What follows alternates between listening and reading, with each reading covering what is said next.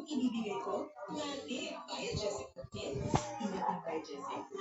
Hashtag kaya Jessica Kids. Bukas, matitinig. Basta, nasa ko, ipagkakatiwala ko lang sa pinagkakatiwalaan ko. Uy, ate, sa laglag ng bata, dapat natin. Kaya Jessica Kids. Alagang nilap yan.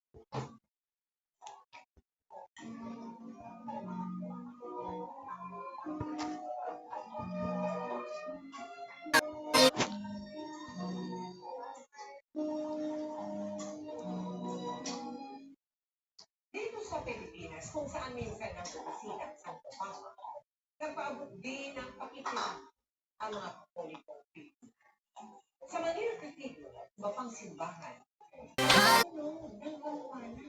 bilang pag-alala sa papacy ni Pope Francis o kilala rin sa tawag ng mga Pinoy na Lolo Pico.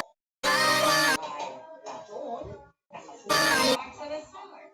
Mark?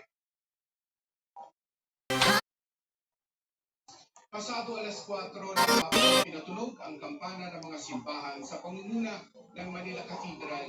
Tugon ito men sa panawagan ng Catholic Bishops Conference sa sa mga mananampalataya na ipanalangin ang kaluluwa ni Santo Papa Francisco.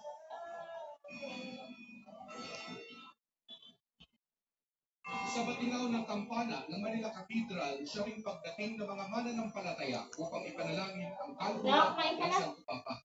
Alas 6 ng hapon, pinatunog ng tuloy-tuloy ang kampana para sa 12 taon ng papacy ni Pope Francis.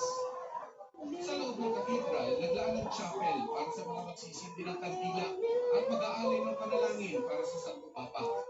Mas malalim at personal para kay Father Biel Bautista ang pagpanaw ni Pope Francis. Sa pintuan ng Manila Cathedral, pinakita kami isa-isa. Nahawakan ko ang kanyang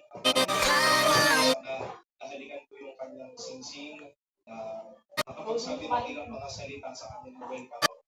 Alala ko, sinabi ko yata, welcome po Francis. Welcome to the Philippines po Francis. At po,